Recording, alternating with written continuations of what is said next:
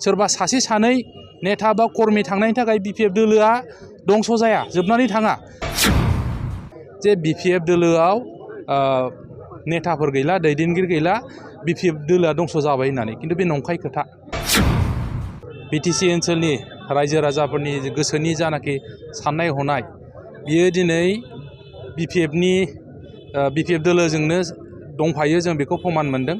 आरो जेरावखि थाङा रायजो राजाफ्रा बा जोंनि दोलोनि कर्मीफ्रानो जा गोसो गुदुङै जोंनि मिटिंफ्राव ओंखारदों।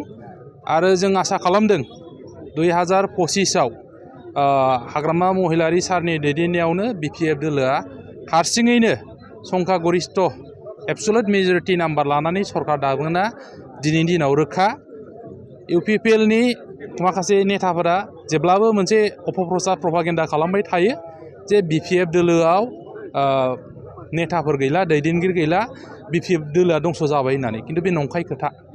बिपिएफ दोलोआव हाग्रामा महिलारिजों लोगोसे गोबां आन्दालननि दारै सुक्ति खालामनायनि उनाव नेता जाफैनाय, प्रतिष्ठा जानाय दैदेनगिरिफोर दङ। जेरै जोंना प्रमिला रानी ब्रह्म दं, रबिराम नार्जारी, बिथाङाबो मोनसे समाव एबसुनि प्रेसिडेन्टमोन, इमानुवेल मोसाहारी एबसुनि दैदेनगिरिमोन, रिहन दैमारी, बा बिदिनो गोबां नेताफोर बिपिएफ दोलोआव दासिम मोजां दैदेनगिरिफ्रा दङ।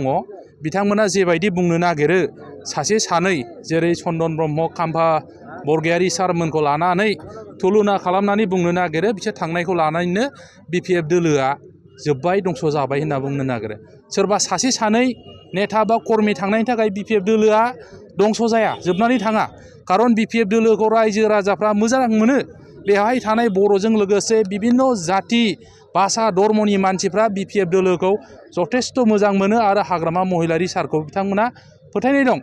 बिथांनि सायाव जेबायदि फोथायनाय दं, बियो डेभेलपमेन्टखौ नायनानै उन्नति, बे ओनसोलाव थानाय जाति, भाषा, गासिबो धर्मनि थाखाय थांनाय 15 बोसोराव जे आरो 2 बोसोर इन्टारिम, गासै 17 बोसोराव हाग्रामा महिलारिया लामा, दालां, स्कुल, कलेज, इउनिभार्सिटि गासैखौबो लानानै बानायना होदों।